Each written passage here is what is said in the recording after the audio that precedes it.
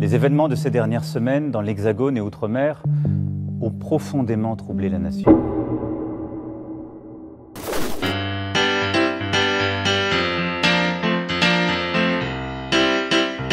Salut, aujourd'hui une vidéo de décryptage, la numéro 2 de cette nouvelle série sur la chaîne. Vous avez été des centaines à m'envoyer des messages depuis le nouveau discours d'Emmanuel Macron en me demandant d'essayer de l'analyser de manière non verbale.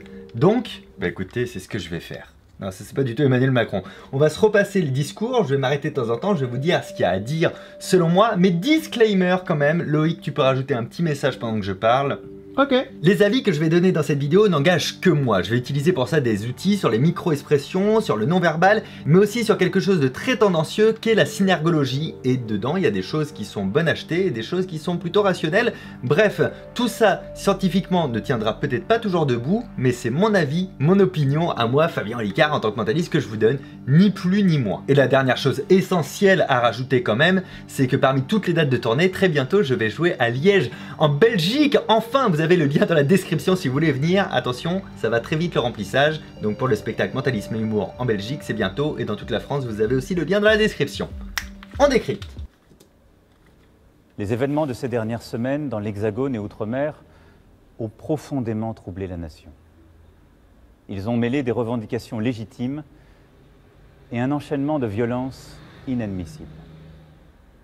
Et je veux vous le dire d'emblée. Ces violences ne bénéficieront d'aucune indulgence. Ah, c'est Nous avons incroyable. tous vu. Je vais vous dire dans le jeu quelques des secondes. opportunistes Je laisse un peu filer, qui ont mais essayé de profiter des colères sincères pour les dévoyer. Nous avons tous vu les irresponsables politiques dont le seul projet était de bousculer la République, cherchant le désordre et l'anarchie. Aucune colère ne justifie qu'on s'attaque à un policier, à un gendarme, qu'on dégrade un commerce ou des bâtiments publics. je m'arrête ici. Alors déjà, ce qu'on peut constater, c'est qu'il a été surentraîné. Mais c'est pas la première fois, hein. J'y reviendrai tout à l'heure, mais Emmanuel Macron a vraiment bossé sur ce qu'il peut renvoyer en non-verbal. Il se fait coacher, c'est obligé. Là, ce qu'on voit, là pour l'instant on le voit pas, mais c'est sûr et certain, il a forcément les mains, voire les avant-bras qui sont plaqués sur la table dès le départ, ce qui lui permet de garder une maîtrise de son corps, une maîtrise de ses mouvements. Il a bossé à fond pour avoir le visage le plus neutre possible. Il a les yeux directement sur le prompteur, ça doit être un prompteur avec les mots en gros, que lui a déjà bossé plein de fois, donc il n'y a aucune surprise dans les mots qu'il dit. Et il contrôle en permanence son visage, c'est un truc, c'est incroyable. J'ai rarement vu ça, mais en tout cas en politique française, c'est la première fois que je vois ça. La seule chose peut-être qu'on peut dire, c'est qu'il a l'œil gauche, son œil gauche à lui, hein, qui est plus refermé depuis le départ que l'œil droit. Alors ça veut dire qu'il y a un impact émotionnel assez fort. Maintenant, à savoir à quoi il est dû, est-ce que c'est le trac de faire cette allocution? Est-ce que c'est dû aux événements de ces dernières semaines? On ne sait pas, mais on sait que là, il est pas bien. Il est pas bien, il est vraiment impacté émotionnellement. Bon, c'est un bon départ. Enfin, pas d'être impacté émotionnellement, mais qu'on puisse voir ça. C'est donc désormais le calme et l'ordre républicain qui doivent régner. Je laisse un tout petit peu filer là sans trop parler, c'est pour emmagasiner des infos que je vais vous donner. La partager. Et celle-là, je ne veux pas la réduire aux comportements inacceptables que je viens de dénoncer. Ok, alors quand même ce qui est intéressant, c'est que donc on voit toute cette maîtrise qu'il a. Néanmoins, on peut remarquer les moments où il sort sa langue un tout petit peu, ou alors où il se mord les lèvres. Ces moments-là sont extrêmement intéressants. Pourquoi? Sur des mots tels que la liberté, la colère des Français, j'aime mon pays. Alors attention à ne pas confondre quand il s'humidifie la bouche avec ses mouvements buccaux incontrôlés et sûrement incontrôlables, qui sont visibles assez rarement, mais là sur lui plus que d'habitude, parce que justement il essaye d'avoir sa poker face. À chaque fois que je m'épose, il a exactement quand même le même visage. C'est ce qu'on appelle des doublés émotionnels. C'est-à-dire que ça, il n'a pas pu résister à montrer l'impact émotionnel qu'il avait dessus. Ce sont des choses qui le touchent réellement. Maintenant, encore une fois, on ne sait pas l'émotion qui est mise derrière, mais ça veut dire que l'émotion est beaucoup trop forte et qu'elle doit sortir, et elle ne sort pas par hasard sur ces mots-clés-là. C'est celle du couple de salariés qui ne finit pas le mois, se lève chaque jour tôt, incroyable. Tard pour aller travailler. En fait, il fait le même travail. Celle de la mère de famille, célibataire, veuve ou divorcée, qui ne vit même plus, qui n'a pas les moyens. Bon alors là, clairement, il nous utilise un petit storytelling pour essayer de nous ravoir en fait individuellement. Soit on connaît la situation qu'il est en train de décrire parce qu'on la vit, soit on connaît forcément quelqu'un qui la vit et il va essayer en fait de regrouper et de rassembler comme ça autour de lui, comme si lui aussi faisait partie du clan, du groupe et de ces personnes qui ont ces mêmes problèmes. Bon, ça c'est une technique assez classique. Par contre, sa manière de parler, c'est la même manière qu'une voix off. Vous avez vu? Comme une voix off, un bon comédien en fait qui parle bien, il a travaillé à ce point-là, c'est-à-dire que son discours, il n'a pas une voix neutre, c'est pas complètement monocorde, il y met des intentions, des levées de sourcils, des respirations pour appuyer et nourrir en remettant du rythme et de l'intonation, exactement comme ça.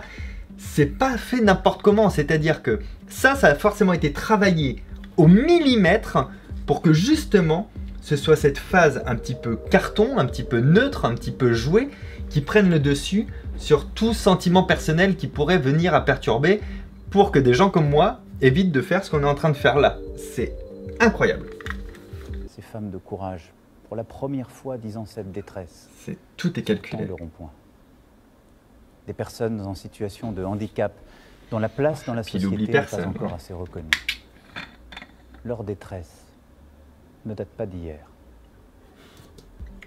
Regardez le contrôle total qu'il essaie d'avoir. Je veux dire, qui se tient comme ça en permanence? Normalement, personne. Hein. C'est vraiment une volonté. Hein. Mais nous avions fini lâchement par nous y habituer. Et au fond, tout se passe. Nous avons fini par nous y habituer. Le nous plutôt que le je nous inclut nous et le réinclut avec nous. Nous sommes tous responsables. Malaise des travailleurs qui ne s'y retrouvent plus, malaise des territoires, villages comme quartiers, où on voit les services publics se réduire. Et... Petite accélération, mais putain c'est incroyable. En même temps j'ai envie de l'applaudir parce que c'est tellement bien bossé si vous voulez par là quoi. Moi je sais pas si le fond est vrai, faux, c'est même pas le problème. Mais d'être capable de travailler ça à ce point, c'est un petit court-métrage en fait qu'ils ont mis au point, c'est ouf. N'avons-nous pas su depuis 1 an et demi y apporter une réponse suffisamment rapide et forte? On dirait que le visage est botoxé, il n'y a pas une micro-expression. Il a pu m'arriver de vous donner le sentiment que ce n'était pas mon souci, que j'avais d'autres priorités. Levez les sourcils pour contrôler le visage. Mais je crois profondément que nous pouvons trouver une voie pour en sortir tous ensemble. Je le veux pour la France, parce que c'est notre...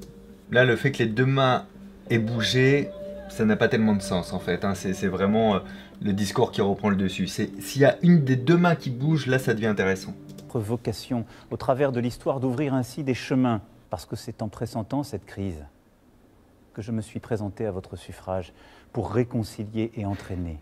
Il rappelle bien que c'est nous qui l'avons élu. Je n'ai pas oublié cet engagement et cette nécessité.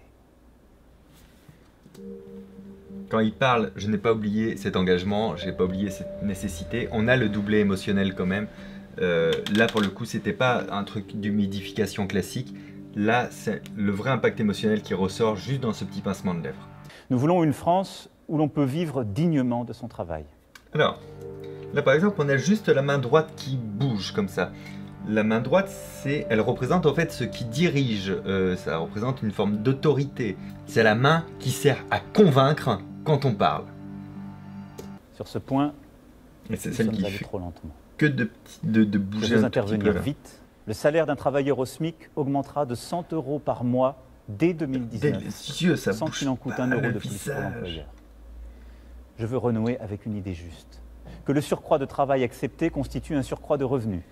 Bon, là, mine de rien, en total, je voulais pas prendre position sur quoi que ce soit, mais le fait d'annoncer que tous les travailleurs au SMIC toucheront 100 € de plus par mois, c'est quand même, sur un discours qui a été aussi préparé, quelqu'un qui a été aussi coaché, le fait qu'on précise pas si c'est 100 € net ou 100 € brut, ou comment ça va se passer, ou d'où vient l'argent un minimum, là, il y a une vraie volonté de pas le dire.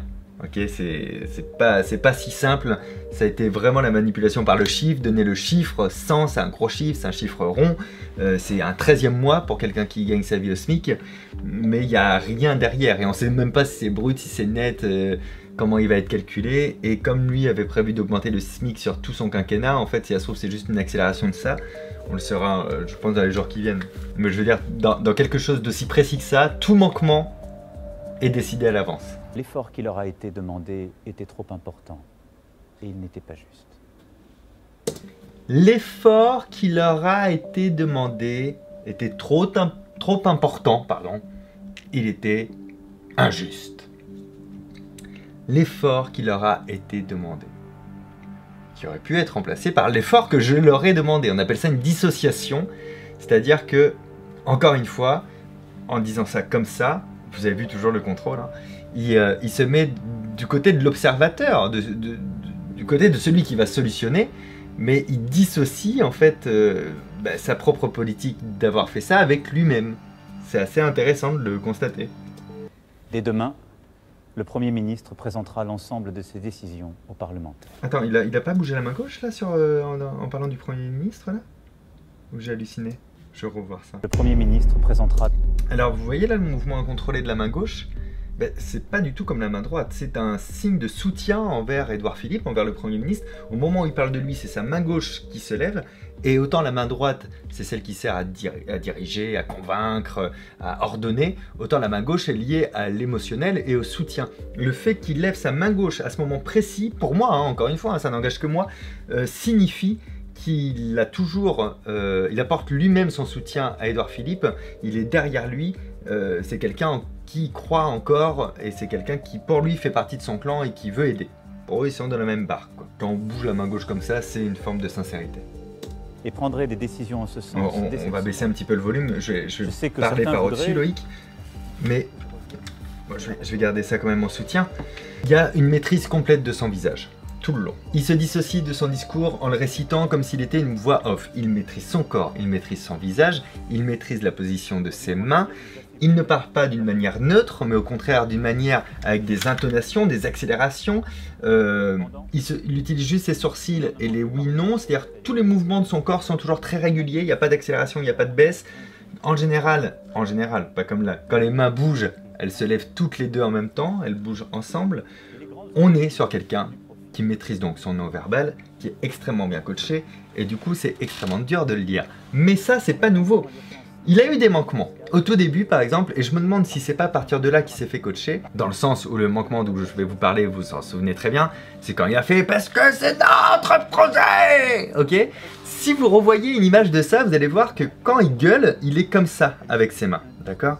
Il est en train d'envoyer l'énergie comme ça. Là, vous les voyez pas, mais hors cadre, elles sont comme ça, mes mains. C'est-à-dire qu'il a les doigts joints, et le pouce qui est complètement libéré. Et ça, nous on le sait, c'est les personnes qui analysent le non-verbal, c'est un signe en fait d'autorité assez égoïste.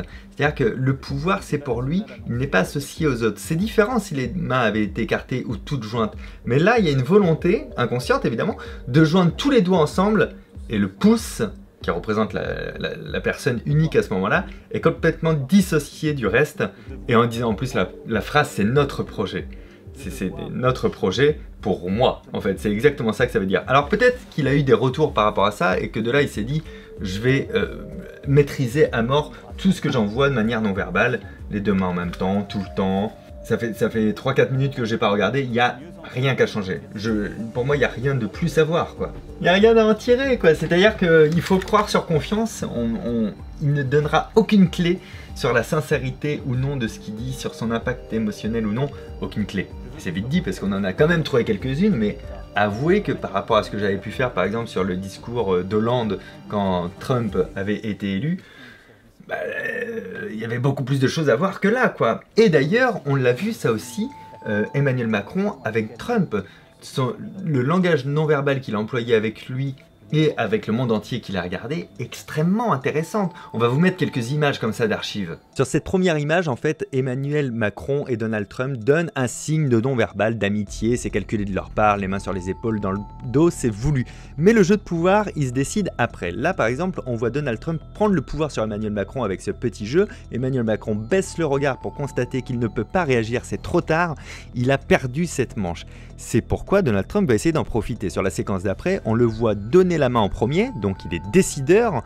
Ensuite, Emmanuel Macron lui serre la main en pinceau à lèvres puisqu'il n'a pas le choix. Là-dessus, Donald Trump remet sa main par au-dessus pour montrer le pouvoir ultime. Et là, Emmanuel Macron reprend le pouvoir puisqu'avec son autre bras, il va se saisir du bras de Donald Trump et c'est lui qui termine la séquence. Du coup, Donald Trump retend la main. Et là, c'est Emmanuel Macron qui serre la main et qui va initier comme ça de force signe fraternel. Donald Trump remet la main par au-dessus pour essayer de garder le pouvoir, mais Emmanuel Macron le rapproche vers lui. Et c'est là où Donald Trump le retire aussi vers lui. On est vraiment sur un espèce de bras de fer en fait. On assiste à un bras de fer corporel juste incroyable. Et il a gagné. Même Donald Trump le montre du doigt pour le signifier qu'il a compris qu'il a gagné cette mini-manche. Vive la République. Vive la France. Oh là, derrière, il a dû faire « Waouh ! C'est bon, j'ai géré ou j'ai pas géré là ?» Écoutez, c'était passionnant de pouvoir regarder ça. J'espère que ça vous fait plaisir, que j'ai pu répondre à cette demande avec autant de réactivité. On a tourné ça là le soir, on le monte cette nuit, on vous le sort demain matin à la place du casse-tête qui du coup sera décalé dans le temps, mais vous l'aurez quand même, vous inquiétez pas. À la base, ce mois-ci, je voulais faire une autre analyse que ça, mais bon... C'est arrivé et je vous l'ai faite, mais encore une fois, si le format des analyses vous plaît, je vais continuer à les faire, je sais pas, 1 ou 2 fois par mois, ou alors quand il y a un sujet, quand vous voyez quelque chose d'intéressant, c'est pas forcément politique, ça peut être un truc sur le web, ça peut être un truc d'actu, vous me le dites, je me mets dessus et je regarde s'il y a quelque chose à regarder, ou si au contraire, c'est un génie de la communication non verbale, et bah, c'est assez flippant pour moi de voir ça. Voilà, parce que je suis pas habitué à pas pouvoir lire plus que ça quelqu'un, et du coup je sais pas trop quoi en penser. Espérons juste que tout ça va bien se passer. Merci d'avoir regardé la vidéo. Vous pouvez vous abonner en cliquant ici. N'oubliez pas de le faire, c'est important, sinon vous ne voyez pas les nouvelles vidéos. Donc cliquez, abonnez-vous. Ici, la vidéo de la semaine dernière sur le casse-tête. Ici, une vidéo que l'algorithme va vous trouver parce qu'il vous connaît bien. À très bientôt. Ciao!